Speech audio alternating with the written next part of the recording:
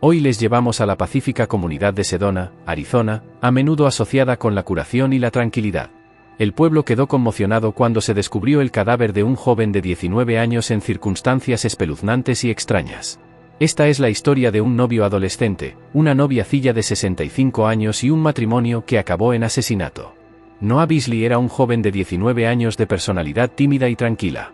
Nacido y criado en la pequeña ciudad de Cottonwood, Arizona, Noah acababa de graduarse en el instituto en mayo de 2021, donde era conocido como el chico tímido que siempre llevaba una guitarra a la espalda. Mientras muchos de sus compañeros se preparaban para ir a la universidad o empezaban a trabajar, Noah aún intentaba averiguar qué quería hacer con su vida.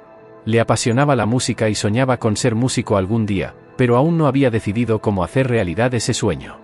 Noah vivía con su madre, Jenna Beasley, en una modesta caravana a las afueras de la ciudad. Su situación económica era difícil. Jenna era una madre soltera que había luchado por llegar a fin de mes durante la mayor parte de la vida de Noah, especialmente después de perder su trabajo debido a la recesión económica causada por la pandemia. El estrés de sus dificultades económicas pesaba mucho sobre Noah. A menudo se sentía responsable de ayudar a su madre, que estaba muy endeudada. A pesar de su carácter tranquilo, Noah tenía un corazón bondadoso. Era el tipo de persona que se desvivía por ayudar a los demás, incluso cuando él mismo tenía problemas. En los días previos a su muerte, Noah se encontraba en una situación extraña. Apenas una semana antes se había casado con Gertrude Gertie Harford, una jubilada Harris de 65 años. Gertie era conocida por su extravagante estilo de vida y ya se había casado varias veces. Insistió en celebrar una gran boda en un lujoso complejo de la cercana Sedona. La boda fue por todo lo alto, con decoraciones caras, un menú gourmet y un vestido de novia de diseño que Gertie había hecho especialmente para su novio. Noah, sin embargo, parecía fuera de lugar en el evento. Parecía nervioso e inseguro ante toda la situación. El repentino anuncio de su boda con Gertrude Harford, de 65 años, sorprendió a todos los que le conocían. Muchos se preguntaban qué podía haber llevado al apacible e introvertido Noah a tomar una decisión tan drástica. Algunos especularon que estaba relacionado con los problemas económicos de su madre, mientras que otros temían que estuviera siendo manipulado. La relación de Noah con Gertie no solo era inusual por su diferencia de edad. Virgo era una persona exigente y controladora. A menudo tenía rabietas cuando las cosas no salían como ellos querían, y Noah se sentía cada vez más abrumado por su comportamiento. Confiaba a su madre sus dudas y temores, pero Jen le animaba a seguir casado. Como resultado, Noah se sintió atrapado, dividido entre los deseos de su madre y su creciente incomodidad con su nueva vida. En el momento de su muerte, Noah seguía intentando navegar por su nueva realidad. Se había alejado de sus amigos y pasaba la mayor parte del tiempo en su nuevo hogar con Gertie. Su sueño de convertirse en músico parecía más lejano que nunca. Era un joven que había perdido el rumbo, incapaz de ver un futuro que tuviera sentido para él. La mañana del 8 de octubre de 2021, la apacible ciudad de Sedona se vio sacudida por un sombrío descubrimiento. A las 8:30 de la mañana, Marjorie Lane, una vecina de 82 años, salía a dar su paseo diario cuando notó algo inusual en la lujosa casa de Gertrude Harford Beasley. Las cortinas estaban corridas y la puerta principal ligeramente entreabierta. A Marjorie, que llevaba más de 30 años viviendo en el barrio, le pareció extraño, sobre todo porque Gertrude era conocida por su estricta rutina y normalmente lo tenía todo en perfecto orden. Curiosa y preocupada, Marjorie decidió comprobar cómo estaba la casa mientras se acercaba. Llamó, pero no obtuvo respuesta. Vacilante, entró en la casa e inmediatamente percibió un fuerte olor amargo. Fue entonces cuando vio a Noah Beasley inmóvil en el suelo del salón. Su cuerpo estaba desplomado contra el sofá y a su alrededor había varios frascos de pastillas vacías, todos ellos medicamentos con receta. A su lado, en la mesita, había un vaso de agua medio vacío. Marjorie se quedó helada, conmocionada o con el corazón acelerado. Había conocido a Noah y no podía creer lo que estaba viendo. Luchando contra las lágrimas, sacó rápidamente su teléfono y marcó el 911. Sus manos temblaban mientras daba la alarma. Le temblaban las manos mientras daba la dirección a la operadora y le explicaba lo que había encontrado. Cuando la operadora le pidió que comprobara si había señales de vida, Marjorie dudó, pero hizo lo que le decían. Se arrodilló junto a Noah y le sacudió suavemente el hombro, llamándole por su nombre. No respondió. Vio que tenía la cara pálida, los labios ligeramente azules y que había dejado de respirar. La mente de Marjorie se aceleró. Recordó la boda de la semana anterior, en la que no aparecía tan fuera de lugar, al lado de Gertrude, mucho mayor que ella, con su extravagante vestido de novia. No podía entender cómo las cosas se habían torcido tan rápidamente. Con lágrimas en los ojos, permaneció al teléfono con el operador del 911 hasta que llegaron la policía y los paramédicos. Las autoridades no tardaron en declarar muerto a Noah en el lugar de los hechos. Marjorie, temblorosa y desolada, fue acompañada al exterior, donde se sentó en el bordillo, con la mirada perdida en la casa donde la joven vida de Noah había terminado trágicamente. La policía llegó a la residencia Hartford Beasley poco antes de las 9 de la mañana del 8 de octubre de 2021. Al frente de la investigación estaba la detective Marle Grunwald, una experimentada investigadora del Departamento de Policía de Sedona, conocida por sus agudos instintos y su actitud sin tonterías. La detective Grunwald no perdió tiempo en evaluar la escena, acompañada por el agente Tom Jenkins, un joven pero ansioso recluta. Entraron en la casa que ahora se había convertido en el centro de un trágico misterio. El salón donde se encontró el cuerpo de Noah estaba inquietantemente silencioso. Los lujosos muebles y la decoración de buen gusto contrastaban fuertemente con la figura sin vida en el suelo. La detective Grunwald se fijó inmediatamente en los frascos de pastillas vacías esparcidos alrededor de Noah y en el vaso de agua de la mesita. Se fijó en las etiquetas de las recetas de medicamentos como Chantix y Oxycontin, drogas a menudo asociadas con casos de sobredosis. La escena en sí estaba sorprendentemente limpia. No había signos de lucha, ni muebles volcados, ni sangre. Estaba casi demasiado limpia, lo que hizo saltar las alarmas al detective Grunwald. La pulcritud sugería que, fuera lo que había ocurrido, no era el resultado de un suceso repentino y caótico, sino algo más calculado. La detective Grunwald ordenó al agente Jenkins que empezara a fotografiar la escena mientras ella llamaba a un equipo forense para que buscara huellas dactilares y reuniera pruebas. La doctora Evelyn N., forense, llegó poco después para examinar el cadáver. Confirmó que Noah había muerto probablemente de sobredosis. Pero la cantidad de droga presente, muy superior al límite recomendado, dejaba claro que no se trataba de un accidente. Mientras continuaban con la investigación, los ojos del detective Grunwald se fijaron en un pequeño detalle, una foto de la boda de Noah y Gertrude sobre la repisa de la chimenea. En la foto la expresión de Noah era distante, sus ojos abatidos, un marcado contraste con la radiante sonrisa de Gertrude. Era una señal sutil pero reveladora de que no todo iba bien en este hogar de recién casados. El equipo forense recogió cuidadosamente los frascos de pastillas, el vaso de agua y cualquier otra prueba potencial. También notaron un ligero olor a perfume en el aire, un aroma que el detective Grunwald reconoció como algo por lo que Gertrude era conocida, una fragancia característica de una marca de lujo del canal número 5. Cuando terminaron, el detective Grunwald tenía la creciente sensación de que se trataba de algo más que una sobredosis. Las pruebas apuntaban a juego sucio, y la investigación no había hecho más que empezar a medida que se profundizaba en la investigación de la muerte de Noah Beasley.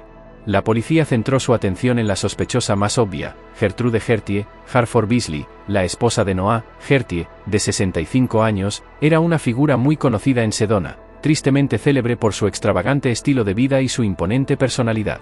Nacida en la riqueza, Gertie se había casado varias veces, y cada unión había acabado en un amargo divorcio. Gertie estaba obsesionada con mantenerse joven y era legendaria por sus rabietas. Cuando las cosas no salían como ella quería, su reputación de novia Joe estaba bien ganada, ya que no exigía más que perfección a todos los que la rodeaban. Cuando la detective Marle Grunwald y el agente Tom Jenkins llegaron a casa de Hurgis esa misma tarde, la encontraron descansando junto a la piscina, a pocos metros del lugar donde murió su marido. Bebiendo una mimosa y hojeando el último número de Vogue. A pesar de las trágicas circunstancias, Gertie parecía inquietantemente tranquila. Vestida con un caftán de diseño y gafas de sol oversize, desprendía un aire de indiferencia que llamó inmediatamente la atención de los detectives. Gertie saludó a los agentes con una sonrisa, pero esta no le llegaba a los ojos.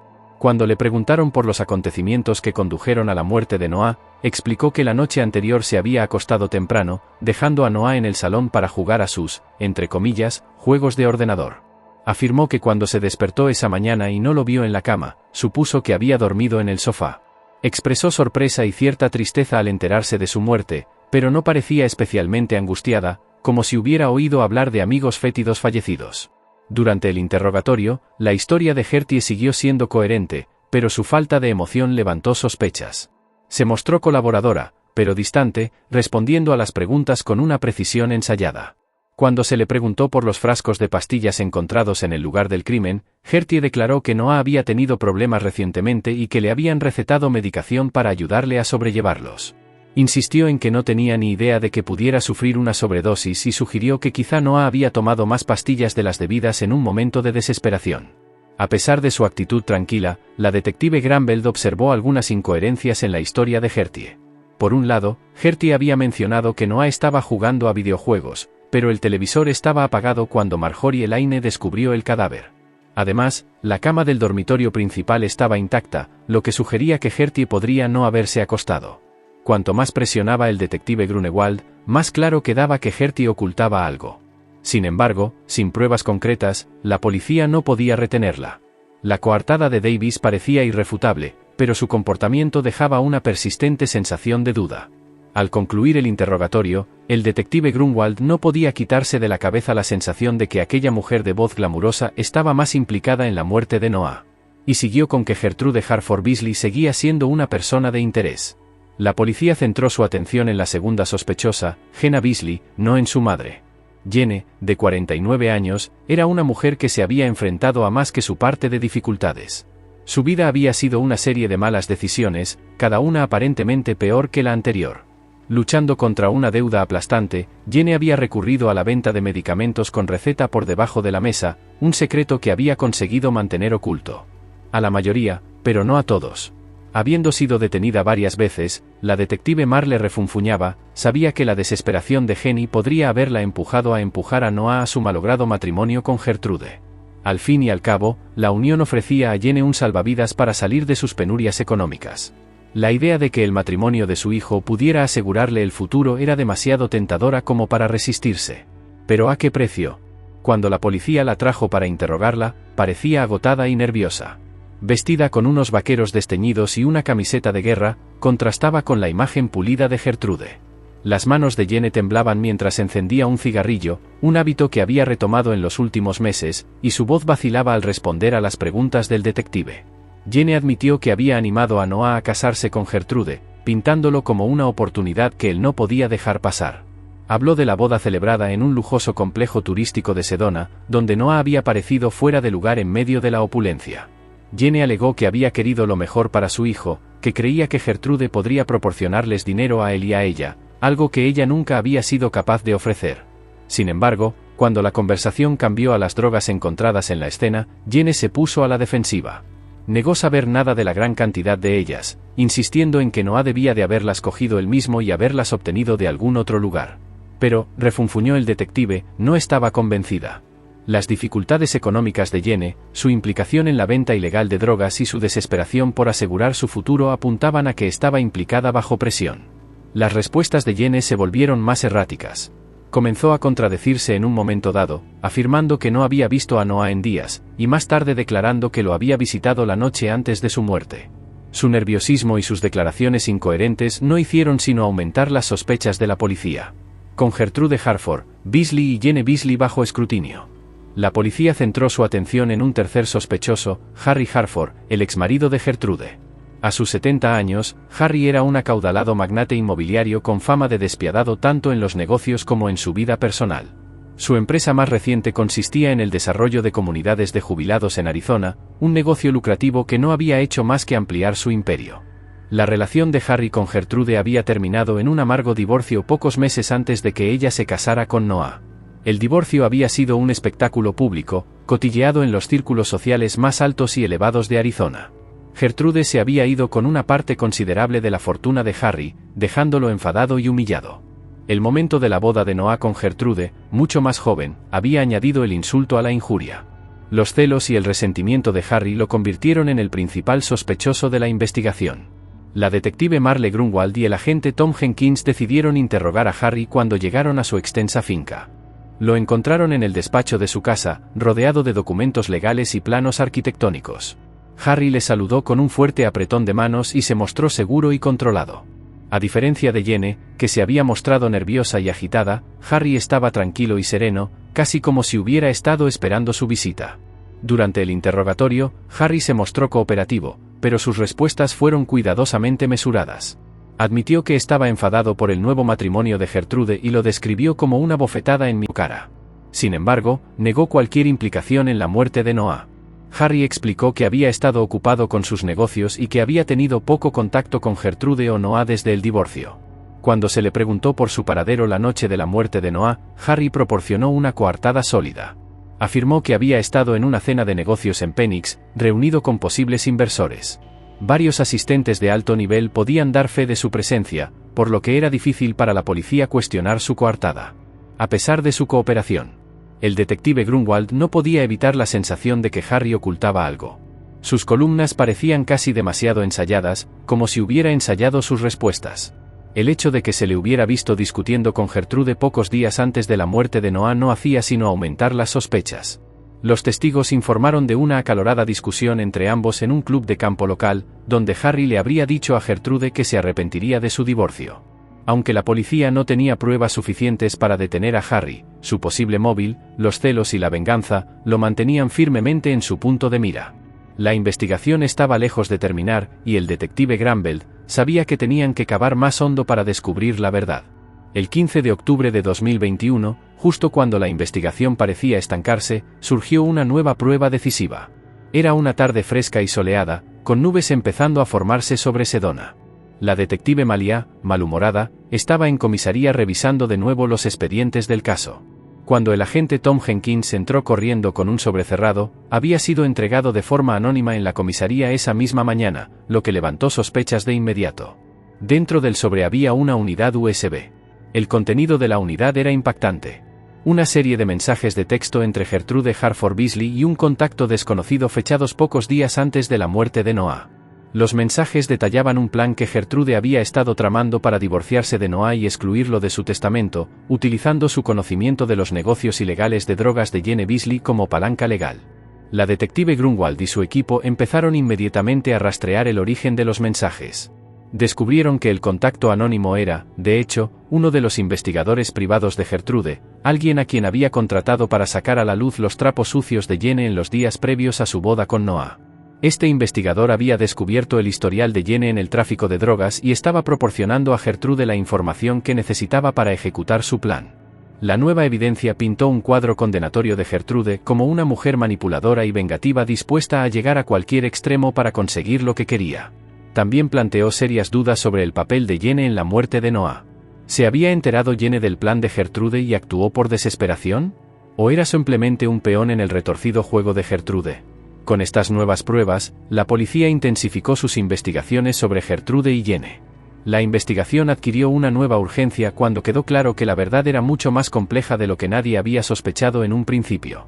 Las piezas empezaban a encajar, pero la historia completa aún no se había revelado. Hola, amantes de la resolución de casos de crímenes reales interesados en más misterios de asesinatos de la vida real, no dejéis de darle a me gusta y suscribiros a nuestro canal. Jene había estado utilizando a su hijo como pornosexual, movida por la desesperación y la codicia. La policía tenía ahora pruebas suficientes para detenerla. Jene vio el matrimonio de Noah con Gertrude como su billete de salida de la ruina financiera. Le aterrorizaba la idea de que Noah, que no era conocido por su interés sexual en las mujeres, abandonara a Gertrude, haciendo añicos las esperanzas de Jene de contar con un suministro constante de dinero en efectivo para asegurarse de que eso no ocurriera. Jene había estado alimentando en secreto a Noah con medicamentos recetados y potenciadores sexuales para que siguiera siendo obediente y rindiera sexualmente. Pero su plan salió terriblemente mal cuando Noah sufrió una sobredosis accidental, tomando mucho más de lo que ella pretendía. El giro se produjo cuando se reveló que Gertrude, insatisfecha con la falta de entusiasmo sexual de Noah como marido, había estado planeando divorciarse de él y apartarles de su vida, tanto a él como a Jene. Había descubierto los negocios de Jene con las drogas y pretendía utilizar esa información para mantenerlos alejados de su dinero. Pero Jene, desesperada por mantener intacto el matrimonio, tomó cartas en el asunto. La noche de la muerte de Noah, Jene le había dado una dosis más fuerte de drogas, con la esperanza de calmarlo. Pero Noah, angustiado por su matrimonio sin amor y temeroso de la crueldad de Gertrude, tomó aún más pastillas por su cuenta, lo que le provocó una sobredosis mortal. Jene había querido matar a su hijo, pero sus acciones provocaron directamente su muerte. Cuando la policía se enfrentó a Jene con las pruebas, al principio lo negó todo. Su comportamiento era de pánico y frenesí, un marcado contraste con su calma anterior. Pero cuando el detective Grunwald expuso los mensajes condenatorios en los registros telefónicos, las defensas de Jene se derrumbaron. Jene afirma que nunca tuvo la intención de matar a su hijo, solo para mantenerlo en el matrimonio hasta que pudieran asegurar su futuro financiero. La detención de Jene conmocionó a las pequeñas ciudades de Sedona y Cottonwood. Su familia quedó desolada por la revelación de que su propia madre había causado su muerte. La comunidad, ya conmocionada por las extrañas circunstancias del matrimonio, se enfrentaba ahora a la trágica realidad de que la codicia y la desesperación habían provocado una pérdida tan absurda. El juicio de Jene Beasley comenzó a principios de diciembre de 2020 y la sala estaba abarrotada de periodistas de medios como Arizona Republic y True Crime Weekly, deseosos de cubrir los impactantes detalles del caso. La acusación, dirigida por el ayudante del fiscal Mark Christianson, de 42 años, pintó a Jene como una mujer manipuladora y desesperada que había antepuesto sus propias necesidades financieras a la vida de su hijo. La defensa, encabezada por la abogada de oficio Khalida Vázquez, de 28 años, contraatacó presentando a Jene como una madre con problemas que había cometido un terrible error. Vázquez, una abogada experimentada con reputación de compasiva, argumentó que Jene nunca tuvo intención de matar a Noah. Hizo hincapié en los problemas económicos de Jene, su desesperación por asegurar un futuro mejor para su familia y el hecho de que la muerte de Noah fue accidental. Vázquez apeló a la simpatía del jurado, pidiéndoles que tuvieran en cuenta las difíciles circunstancias de Jene y la presión a la que estuvo sometida durante todo el juicio. El 15 de diciembre de 2020, 2 miembros del jurado emitieron su veredicto. Jene Beasley fue declarada culpable de homicidio involuntario. El jurado consideró que, si bien las acciones de Jene habían causado la muerte de Noah, no había pruebas suficientes para demostrar que ella hubiera tenido la intención de matarlo. El juez condenó a Jene a 10 años de prisión con posibilidad de libertad condicional al cabo de 5 años. Jene Beasley fue enviada al complejo penitenciario estatal de Arizona en Kerrville, un centro de alta seguridad situado cerca de Phoenix. El sistema penitenciario le ofrecía escasas oportunidades de rehabilitación y apoyo, y la dejaba reflexionar sobre las trágicas consecuencias de sus actos. Jene pasó el tiempo participando en programas penitenciarios destinados a tratar problemas de drogadicción y salud mental, con la esperanza de encontrar algún sentido de redención y prepararse para su eventual puesta en libertad. A pesar de la confusión, la vida en Sedona volvió poco a poco a la normalidad. La ciudad celebró un acto en memoria de Noah en un parque local, al que asistieron amigos, familiares y residentes que deseaban honrar su memoria.